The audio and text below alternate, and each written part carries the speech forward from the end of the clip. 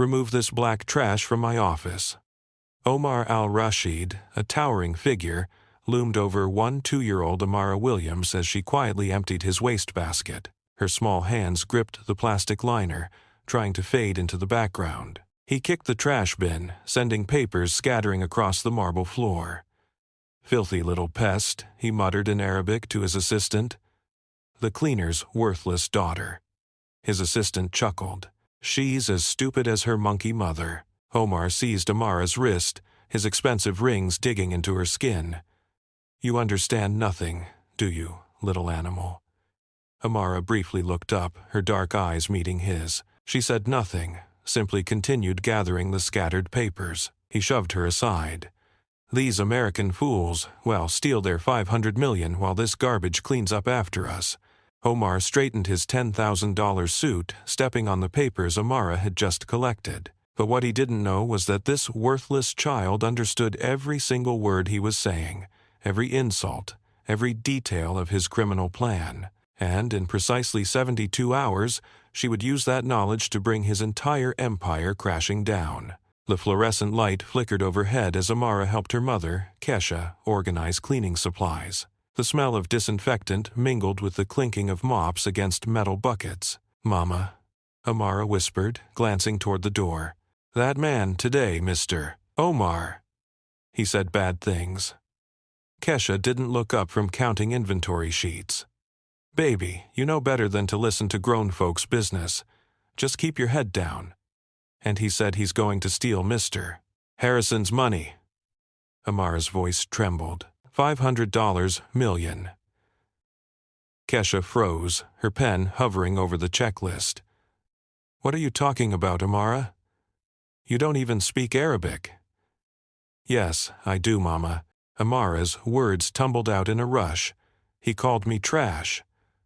Called you a monkey. Said Americans are stupid and he's going to trick them with fake contracts."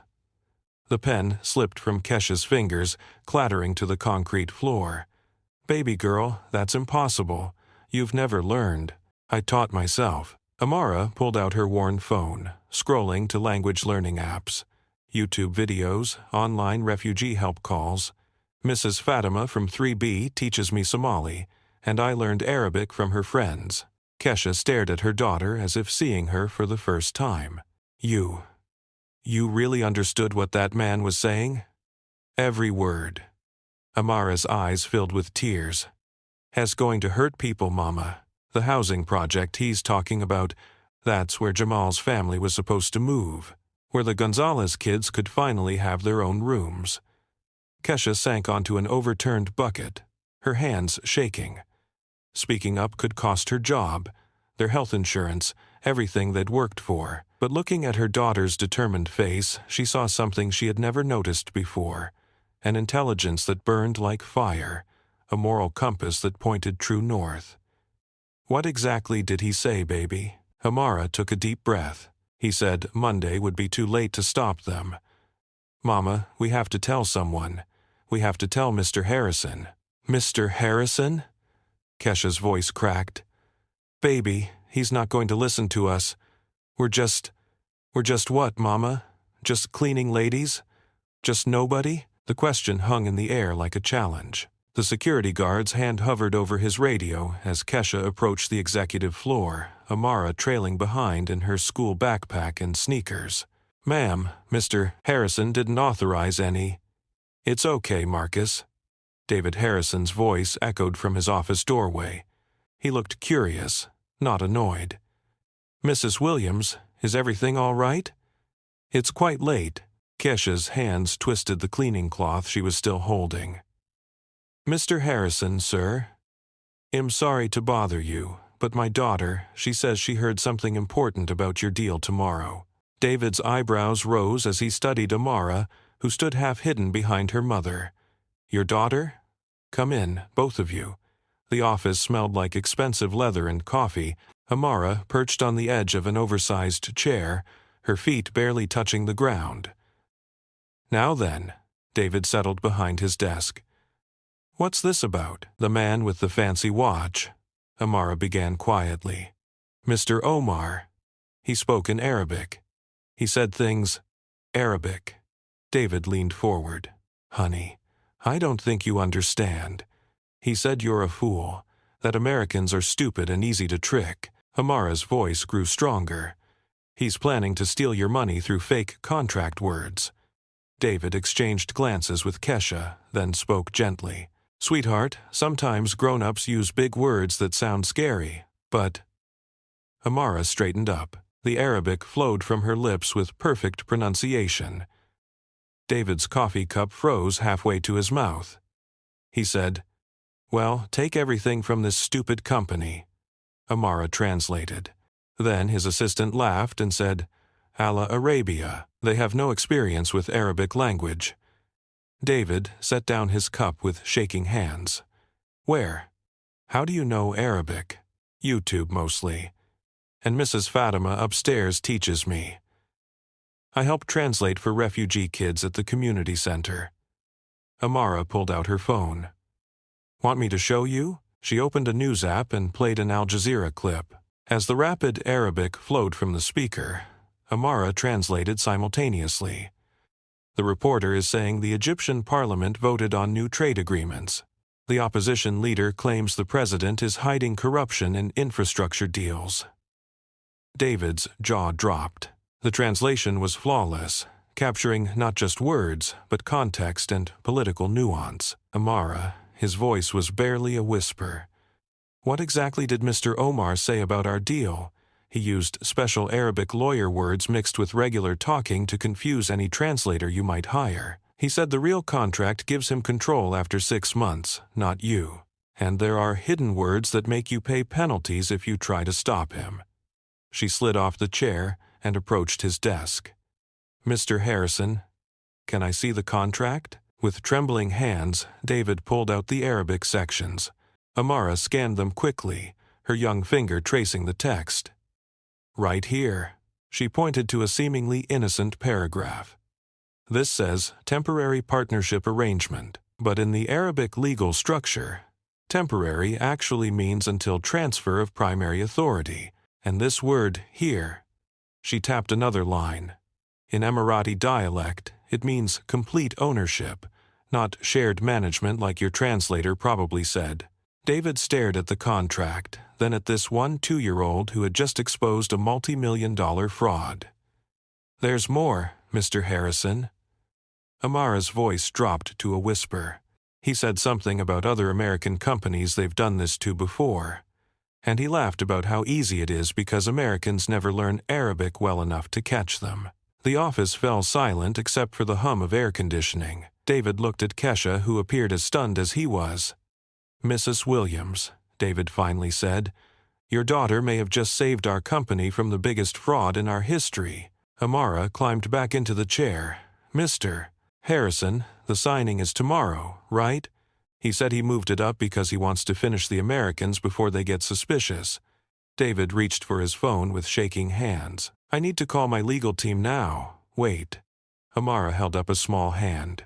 He also said something about having a backup American lawyer already paid to help them if anything goes wrong. Someone in your company. The room temperature seemed to drop 10 degrees. 7-year-old Amara pressed her face against their apartment window, watching the Somali family across the courtyard struggle with English paperwork.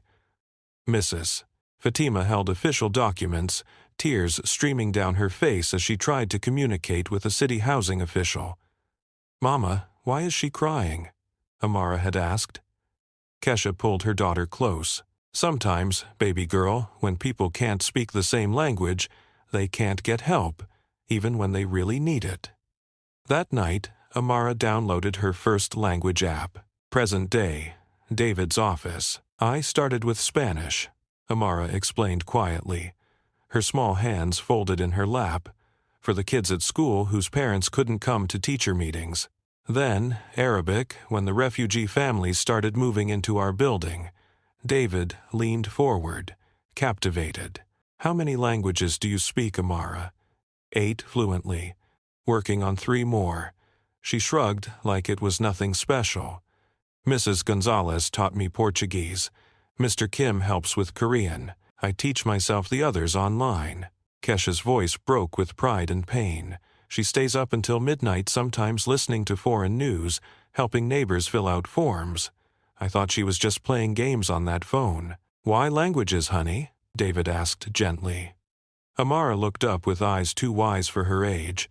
Because when people can't understand each other, bad things happen. Kids get scared. Families get separated.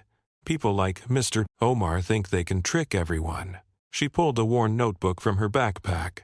Pages filled with Arabic script, Spanish vocabulary, Korean characters, all in her careful 1-2-year-old handwriting. Mama always says our minds are gifts from God, but she also says gifts are meant to be shared, not hidden. Amara traced an Arabic phrase in her notebook. This says, knowledge is light. I learned it from helping Mr. Ahmed with his citizenship test. David studied the notebook, amazed by the depth of study. Amara, this is college-level work. I know. Her voice was matter-of-fact, but college costs money we don't have, so I learned for free and I help who I can. Kesha wiped her eyes. My baby teaches Sunday school in 3 languages, translates for parents at the clinic. I didn't know she was this smart.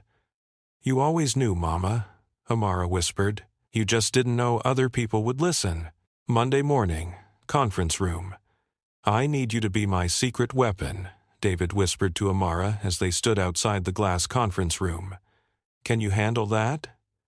Amara nodded, clutching her backpack. Inside, she could see Omar pacing while speaking rapidly into his phone in Arabic, of course. Remember, you're just here with your mom while she works. Act like a normal kid. Can you do that? Yes, sir. But her hands trembled as she pulled out coloring books and crayons from her bag. David opened the door. Gentlemen, my apologies. Our cleaning staff needs to finish up here. They'll be very quiet. Omar barely glanced at Kesha and Amara as they entered. To him, they were furniture. Amara spread her coloring supplies on the floor near the wall, close enough to hear everything, but far enough to appear uninvolved. She started coloring a butterfly, pink and purple wings taking shape, as Omar continued his phone conversation. Nam kultur al-mar, he said into his phone. Yes, everything is going according to plan. Amara's crayon paused for just a moment, then continued moving across the paper. Althra, liadat al-mashu bil kamil. The Americans know nothing about Islamic trade laws. Well, use this loophole to control the project completely. Suddenly, a butterfly wing got colored a little too hard, the crayon pressing deep into the paper. Omar's assistant entered, closing the door behind him. Are you speaking English in a way that raises suspicions? Lua al-Mashu'al. No, they're all clueless. But there's a small problem. The lawyer we paid off in the company said someone wants to review the project details. Amara reached for her red crayon, accidentally knocking over her box. Crayons scattered across the marble floor. Sorry, she whispered, scrambling to collect them. Both Omar and his assistant ignored her completely. Manua, who is it? The assistant asked. La Lui Kwanu. I don't know, but we'll make him agree or we'll destroy him. Omar's laugh was cold. Amara's small hands froze around a blue crayon. And what about the housing project?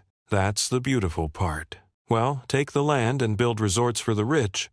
The poor people in this area will find themselves homeless. The blue crayon snapped in Amara's grip. Omar checked his expensive watch. And everything will be finished. As the 2 men left, Amara slowly packed up her crayons. Her butterfly drawing lay forgotten, one wing beautiful, one wing torn, where her crayon had pressed too hard when she heard about families losing their homes. David approached quietly. Well? Amara looked up with tears in her eyes. Mr. Harrison, it's worse than we thought, and we don't have much time. Harrison and Associates' main conference room, 30 minutes later. David stood before his senior partners, Amara sitting small and quiet in an oversized chair beside him, the mahogany table stretched between them like a courtroom divide. Let me understand this correctly. Senior partner Margaret Foster adjusted her designer glasses. You want to delay a $500 million deal because of something a child claims to have overheard? Margaret, if you just listen to what she... David began. Partner Robert Carter interrupted, his voice dripping with condescension. Are we really taking legal advice from the cleaning lady's daughter? This is absurd. She's 12 years old. Foster's voice rose. Children mishear things. They make up stories for attention. This is exactly what happens when you let the help bring their kids to work. Amara's small hands clenched in her lap, but she stayed silent. Gentlemen. Ladies. David tried again. She speaks fluent Arabic. She understood. Oh, please.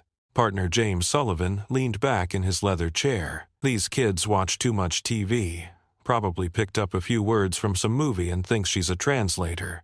Maybe she misunderstood what she heard, Carter added dismissively. You know how these people can be. They see conspiracies everywhere. The room fell silent. The racist implication hung in the air like poison gas. Kesha shifted uncomfortably by the door, wanting to grab her daughter and run. Furthermore, Foster continued, even if this child did hear something, we have professional translators. We have contracts reviewed by the best legal minds in the city. Are you suggesting we trust a 1-2-year-old over Harvard Law graduates? I'm suggesting, David's voice hardened, that we listen to someone who might have information we need. Sullivan snorted. Information? David, she's a kid from the projects. She should be in school, not in boardrooms making up fairy tales about international conspiracies. What's next? Carter laughed. Are we going to consult the janitor about merger strategies? Ask the security guard to review our tax codes. That's enough. David slammed his hand on the table. But Foster wasn't finished. David, I understand you want to be progressive, but this is a business, not a charity. We can't make decisions based on the fantasies of some cleaning woman's brat. Watch your mouth, Margaret. Or what? You'll have me fired for speaking the truth? This little girl needs to be back where she belongs, at home, playing with dolls, not pretending to understand adult business. Amara finally spoke, her voice barely above a whisper. May I ask Mr. Carter something? The partners exchanged glances. Foster rolled her eyes. Go ahead, honey. David encouraged. Amara looked directly at Carter. You said times magna cum laude, times from Harvard Law in your introduction, but you pronounced times magna times wrong. It's times magna asterisk, not times magna asterisk. Latin stress patterns fall on the penultimate syllable when it contains a long vowel. The room went dead silent. Also, Mr. Sullivan, when you said we should trust the best legal minds, you used a dangling modifier. It should be the best legal minds should trust us, if that's what you meant. Sullivan's face reddened. And Mrs. Foster, you said these people twice. I counted. My mama taught me that when someone says these people, they usually mean people I don't respect. Foster's mouth opened and closed like a fish. David smiled grimly. Now, shall we test her Arabic, or are you convinced that intelligence doesn't come with age requirements?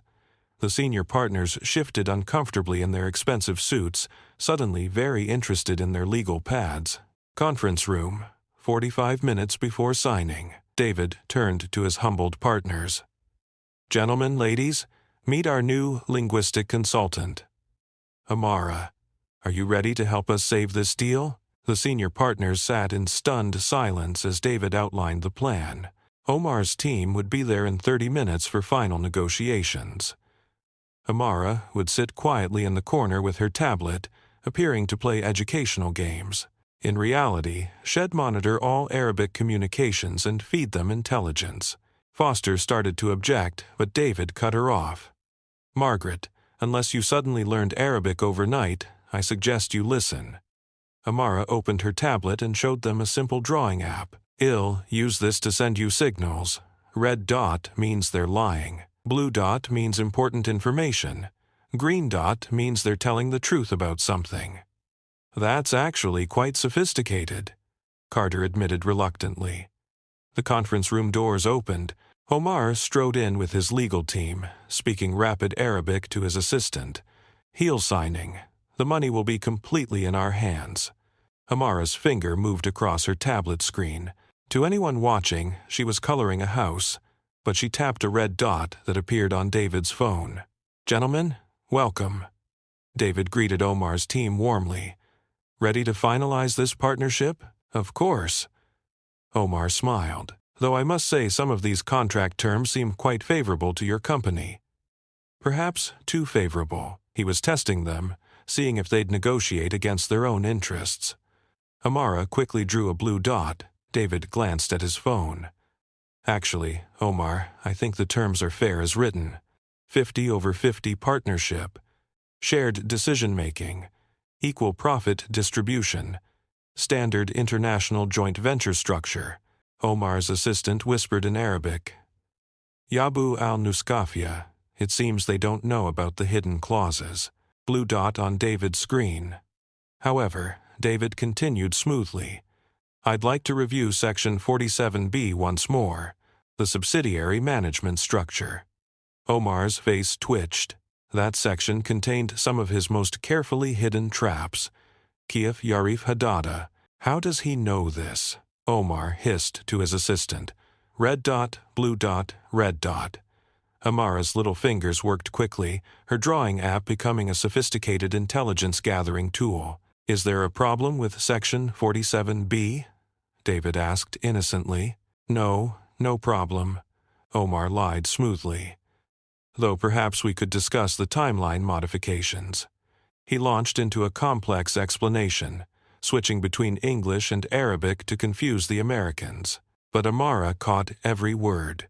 Her tablet showed David a simple drawing, a clock with 6 months written underneath, crossed out with 30 days written beside it. "Interesting," David mused. "So, you're proposing to accelerate the timeline from 6 months to 30 days? That seems quite aggressive." Omar froze. He never mentioned timeline changes in English. "Kiev Samidalik, how did he hear that?" Omar's assistant asked in Arabic. "La Adri Ajib Anakadaran. I don't know, but we must be careful." Omar's eyes swept the room suspiciously. His gaze passed over Amara, who appeared completely absorbed in coloring a butterfly on her tablet, just a child playing games while adults conducted business. "Mr. Omar," David said calmly, "I think we need to discuss the real terms you're proposing, all of them in detail." Omar's confident smile began to crack. Sullivan whispered to Foster, "How is David doing this?" Foster watched Amara's innocent face as the child continued her game, then whispered back, "I think we owe someone an apology." David's private office. During the recess, David closed his office door and sat across from Amara in the small seating area away from the imposing desk. For the first time all day, he wasn't a powerful lawyer, just a father figure talking to a remarkable child. "Can I tell you something, Amara?" His voice was gentle, vulnerable. "When I was your age, nobody listened to me either." Amara looked up from her tablet, surprised. "I grew up in a trailer park in Ohio. My dad fixed cars. My mom cleaned houses just like your mama." David's eyes grew distant. "I was the first person in my family to go to college. You know what my high school guidance counselor told me?" "What?" "That kids like me don't become lawyers? That I should aim for something more realistic?" David shook his head. "I was angry for years, but then I realized something. Being underestimated can be a superpower." "How?" "Because when people expect nothing from you, you can surprise them like you did today." David leaned forward. "But Amara, I need you to know something important. What happened in that conference room that wasn't just about business? What do you mean? My daughter Emma is your age. She's smart, not as smart as you, but smart. And sometimes she comes home from school crying because kids make fun of her for reading too much, for knowing too many answers." His voice cracked slightly. "If someone dismissed Emma the way my partners dismissed you today, it'd be heartbroken." Amara fidgeted with her tablet stylus. "People think I'm weird because I like languages more than TikTok. You know what's weird? A world where a 1-2-year-old has to save adults from their own ignorance." David smiled sadly. "Amara, what you did today, understanding those Arabic conversations, Catching that fraud, that wasn't luck. That was years of hard work, dedication, and natural brilliance. I just wanted to help people like the refugee kids at the community center who can't talk to their teachers. And that's exactly why you're special. You didn't learn 8 languages to show off. You learned them to serve others. David's voice grew firm with conviction. That's the difference between intelligence and wisdom. You have both. Kesha appeared in the doorway. They're calling us back. David stood and offered Amara his hand. Ready to change history, partner? Amara took his hand, her small fingers wrapping around his. Mr. Harrison, when this is over, can I meet Emma? Maybe teach her some Arabic. She'd love that. She could teach you about soccer. She's obsessed. For a moment, they were just 2 people who understood what it meant to be underestimated, walking together toward justice. Conference room. Final confrontation. Omar returned with a briefcase full of new documents and a coldness in his eyes that wasn't there before. His assistant carried a digital recorder. They were being extra careful now. Mr. Harrison. Omar's voice was silk over steel. I've brought revised contracts. Final terms, non-negotiable. He spread thick legal documents across the mahogany table. The Arabic sections were even more complex than before. Dense, archaic text mixed with modern Gulf dialect terminology. These require immediate signature. Market conditions have shifted. David glanced at Amara, who sat innocently in her corner, tablet in hand. To Omar, she was invisible furniture. Of course, but I'd like our linguistic consultant to review the Arabic sections first. Your consultant? Omar's eyebrows rose. I wasn't aware you had Arabic expertise in-house. Recent acquisition, David said smoothly. Omar's assistant whispered urgently Al-Mao. Should we be concerned about this? No, their Arab lawyer isn't here today, and they can't understand the ancient language I used. Amara's finger traced a casual circle on her tablet. She was drawing flowers, anyone watching would think, but David's phone showed a red dot. These contracts, Omar continued in English, reflect standard international joint venture terms, 60-day transition period, shared oversight, mutual profit distribution. His words sounded reasonable, professional. But in Arabic, he told his assistant, Al-Nas al-Haki, Lana Als. The real text gives us complete control after only 30 days. And when they try to break the contract, they'll pay $200 million in penalties. Blue dot, red dot, blue dot on David's screen. Amara drew what appeared to be a house with numbers. 30 days and $200 million. Interesting timeline, David mused, studying the English version. I see 60 days mentioned here, but am curious about enforcement mechanisms. Omar froze. The English version clearly stated 60 days. How did he know about the 30 days? The assistant hissed, Quiet? Maybe it was just a lucky guess. A red dot popped up on David's phone. Mr. Omar, could you clarify the penalty structure? The Arabic seems quite comprehensive. Omar's confidence faltered. What penalty structure? The $200 million in liquidated damages mentioned in Section 73C of the Arabic text. The temperature in the room seemed to plummet 10 degrees. Omar's face drained of color. Hada. Must. This is impossible. They can't read Arabic at this level. Yajib ana yakun hunaka jasus. There must be a spy. Both dots, red and blue, flashed like crazy on David's screen. Omar's eyes darted around the room, predatory, seeking out the traitor.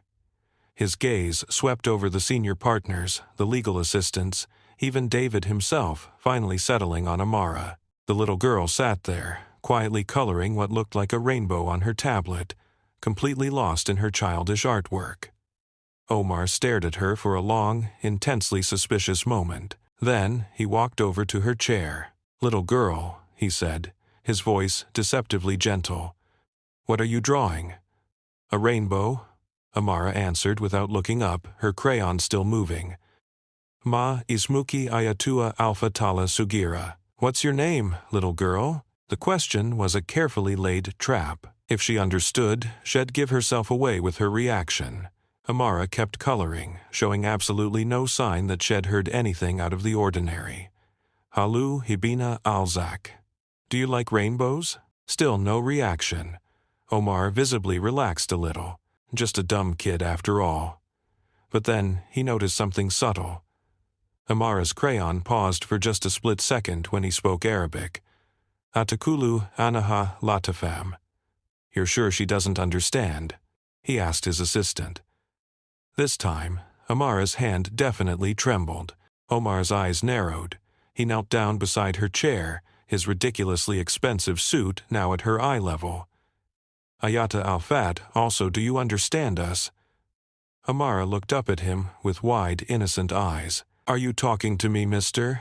I don't speak Spanish. Arabic, child. Arabic. Oh no. I only speak English and a little Spanish from school. But Omar saw something in her eyes, a quick flicker of intelligence, of comprehension. Minki antruji minadihi alura halan. I want you to leave this room immediately. Amara blinked, looking confused. Mama? She called out to Kesha, but Omar wasn't fooled for a second. Had spent decades reading people, spotting lies, recognizing threats. Mr. Harrison, he said, his voice suddenly deadly serious. I want this child removed from the room, now. Omar, she's just. Omar slammed his hand on the table, cutting him off. I will not conduct business with unauthorized persons present, especially not. He glanced at Amara, his expression filled with pure venom. Unwanted observers. David's jaw clenched. She stays. Then we have no deal. Omar started gathering his documents, preparing to leave. This was it, the moment of truth. Millions of dollars hung in the balance. The entire future of David's firm rested on his next decision. He looked at Amara, this incredibly brave little girl who'd risked everything to expose the truth. Amara, David said, his voice clear and strong. Would you please tell Mr. Omar, in Arabic, exactly what you heard him say about the $200 million penalty clause? The room went utterly silent. Omar's face turned as white as a sheet, and Amara stood up, looked Omar straight in the eye, and spoke in perfect, crystal-clear Arabic. I heard you say that the real text gives you complete control after only 30 days, and that the Americans will pay $200 million in penalties when they try to break the contract. Omar stumbled backward as if he'd been shot. The stupid little black child had just destroyed his entire criminal enterprise. The conference room. The dramatic reversal hung heavy in the air. The silence stretched, taut as a wire about to snap. Omar stared at Amara as if she'd just materialized out of nowhere. She was no longer invisible, no longer someone to be dismissed, no longer just a child. Hada must heal. This is impossible, he mumbled, the words escaping his lips like a death rattle. Amara stepped forward, her tablet clutched in her small hands, and addressed the room in clear, confident English. Mr. Omar has been speaking Arabic this entire time because he believed none of you could understand him. She paused, letting her words sink in. He called me black trash, filthy pest, and worthless garbage. He called my mama a monkey. He said, Americans are stupid and easy to fool. Her voice grew stronger, more resolute, with each word. But worse than the insults, he's been planning to steal $500 million through fraudulent contract language. The Arabic text gives him complete ownership of the project after 30 days, not 60. If you try to stop him, you pay $200 million in penalties. And the housing development for low-income families, he plans to tear it down and build luxury resorts for rich people. Omar's assistant made a desperate dash for the door, but David's security team, quietly summoned during the recess, blocked his exit. Furthermore, Amara continued, pulling up something on her tablet. I recorded everything. She tapped the screen, and Omar's voice filled the room, speaking in Arabic with English subtitles scrolling across the tablet. Well, take everything from this stupid company. The Americans know nothing about Islamic trade laws. Well, make him agree, or, well, destroy him. The poor people in this area will find themselves homeless." Foster gasped, her hand flying to her mouth. Sullivan went pale. Carter stared at Amara as if he were seeing an angel. "You recorded me?" Omar's voice was barely a whisper. "I recorded everything, mister. Omar, including you laughing about how you've done this to other American companies before, including you mentioning the backup lawyer you bribed in this firm." David stepped forward, his expression grim. "Omar al-Rashid, him canceling this deal, effective immediately. Furthermore, him reporting attempted fraud to the FBI, the Securities and Exchange Commission, and international authorities." "Wait." Omar raised his hands in a desperate plea. "Please, let me explain." "Explain to a federal judge," David snapped, cutting him off. But Amara wasn't finished. She walked directly to Omar, this small, 2-year-old girl facing down a man who'd tried to steal $500 million. "Mr. Omar," she said, her voice calm, mature beyond her years, "do you remember what you called me when I was cleaning your wastebasket?"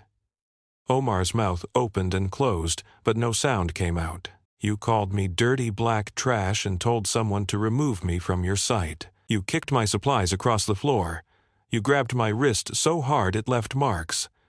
She held up her small arm, showing the faint bruises from his rings. "But you know what's funny?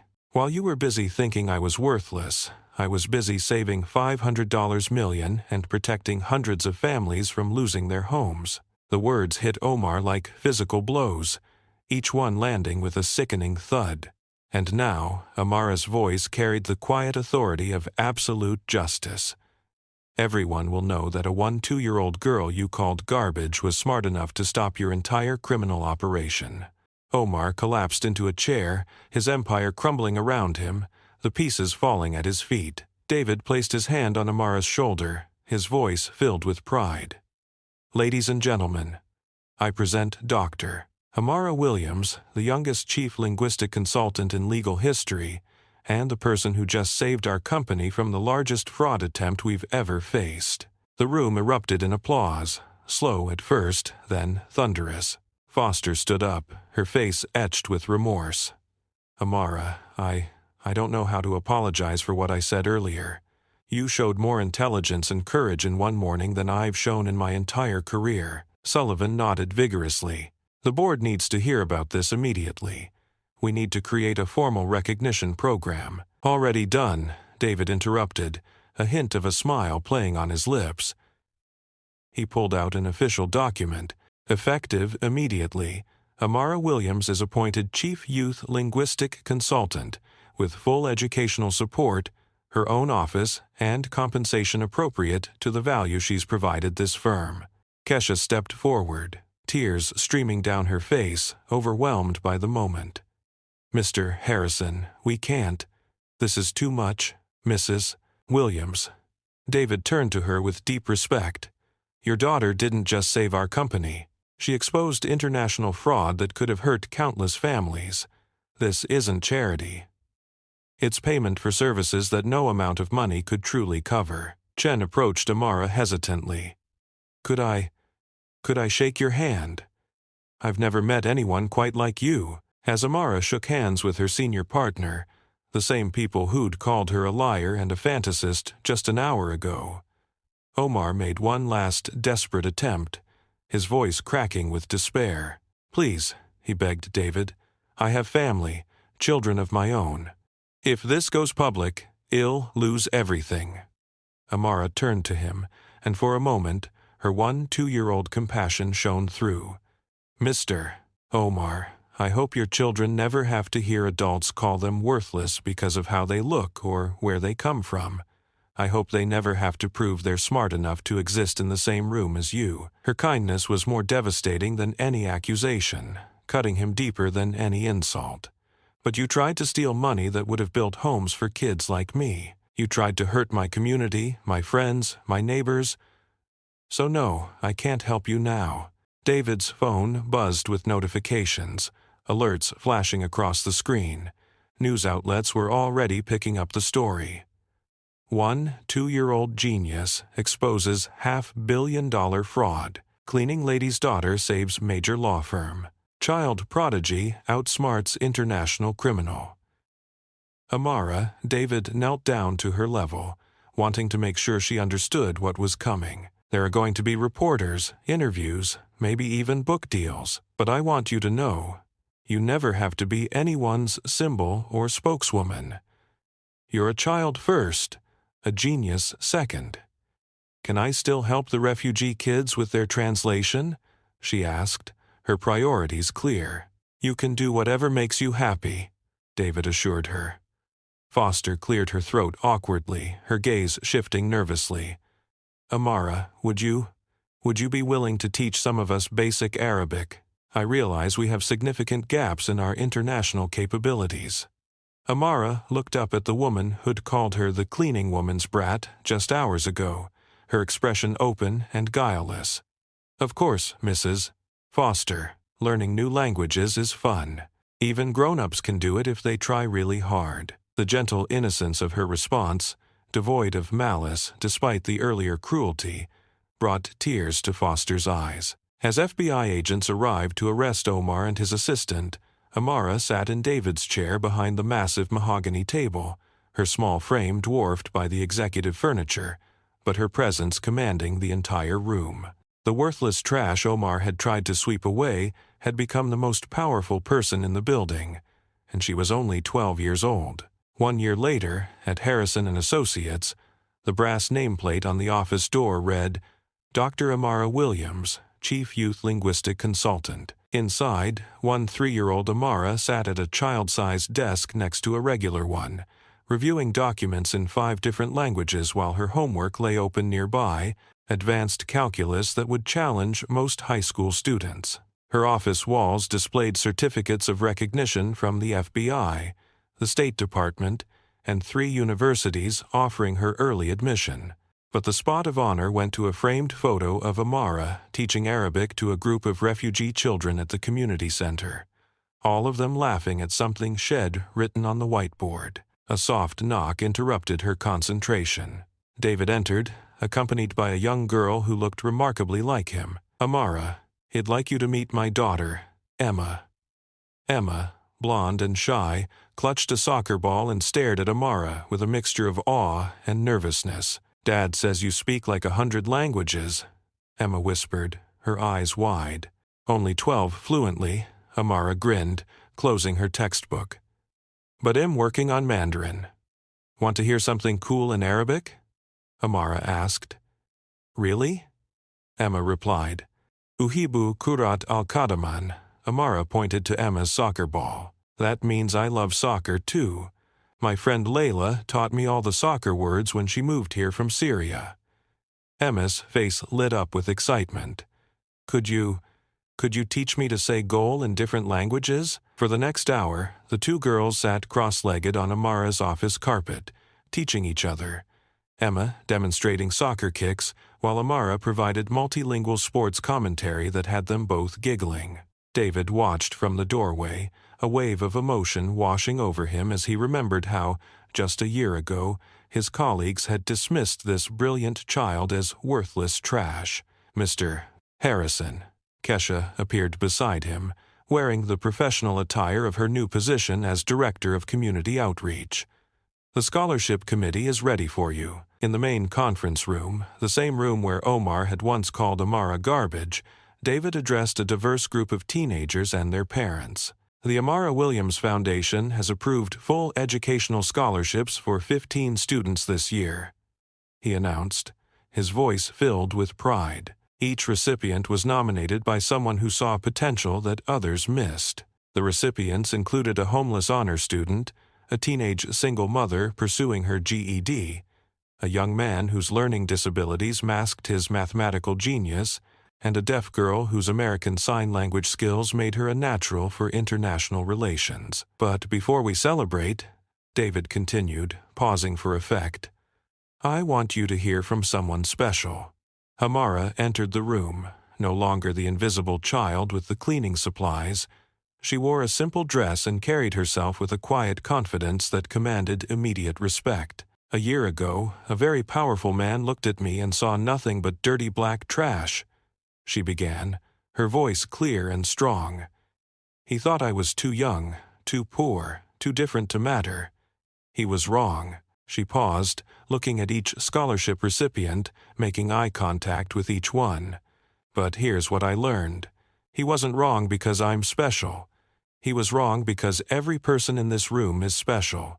Every person has gifts that the world needs, even if the world doesn't know it yet. A teenage mother wiped tears from her eyes, deeply moved by Amara's words. The hardest part isn't proving you're smart enough or good enough, Amara continued, her voice filled with empathy. The hardest part is believing it yourself when everyone around you says you're not. Amara's voice grew stronger, more passionate. I'm here to tell you, you are enough. You are worthy. You are brilliant. And someday you'll get the chance to prove it. She turned to address the room at large, her gaze sweeping over the faces in the crowd. But this isn't just about the people receiving scholarships today. This is about all of us learning to see differently. Amara walked to the same spot where Omar had once stood, where he had once dismissed her as nothing, a silent testament to her triumph. Look around your schools, your workplaces, your communities. Who are you not seeing? Whose voice are you not hearing? Whose potential are you missing because they don't look like what you expect genius to look like? The room was completely silent, everyone hanging on every word from this one 3-year-old who had changed everything. The next time you see someone cleaning an office, ask yourself, what languages do they speak? The next time you pass a child sitting quietly in a corner, ask yourself, what are they thinking about? The next time someone seems different from you, ask yourself, what can they teach me? Amara paused at the head of the conference table, her gaze unwavering. Because here's the truth that took me 13 years to learn. Talent doesn't wear expensive suits. Intelligence doesn't need a college degree. Wisdom doesn't require wrinkles. And worth has nothing to do with the size of your paycheck. She looked directly into the camera that was recording this moment for the Foundation's website. Her eyes filled with determination. So, I'm asking you, yes, you who are watching this, what will you do differently tomorrow?